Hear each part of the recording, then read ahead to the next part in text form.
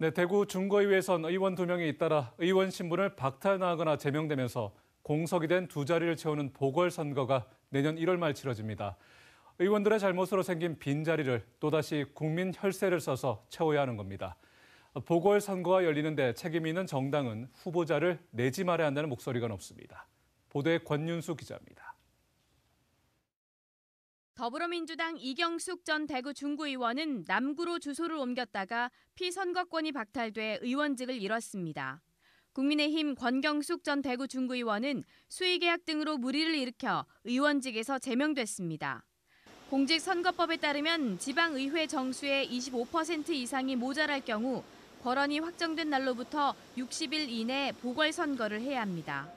대구 중구의회 7명 가운데 2명이 의원직을 잃으면서 보궐선거가 확정됐고 선거일은 내년 1월 31일입니다. 선거에는 5억 5천만 원 정도가 들 것으로 보입니다. 후보 득표율에 따른 보전 비용까지 합치면 6억 원이 넘는 세금을 써야 합니다. 정의당은 소속 의원 잘못으로 혈세를 쓰게 한 국민의힘과 더불어민주당은 후보자를 내지 말아야 한다고 주장했습니다.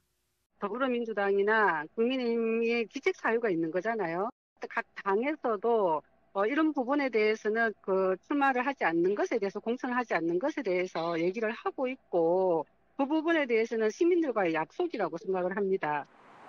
대구 참여연대도 거대 양당은 책임지는 자세로 후보를 내지 않아야 한다고 강조했습니다. 귀책 사유가 있는 정당이 무공천 등으로 책임지지 않으면 국고 보조금을 삭감하는 등 페널티를 줘야 한다고도 했습니다. 귀책 사유가 있는 정당이 책임을 져야 되고 그 방법 중에 하나로 정당에 대한 국고 보조금을 삭감하는 방안을 제도화할 필요가 있는 겁니다.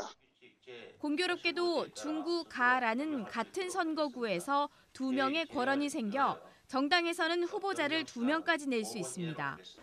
국민의힘은 후보자 공천 여부를 결정하지 않았다고 밝혔고 더불어민주당은 이경숙 전 의원 몫으로 후보자를 내지 않지만 국민의힘 권경숙 전 의원 몫으로는 후보를 낼 계획이라고 밝혔습니다.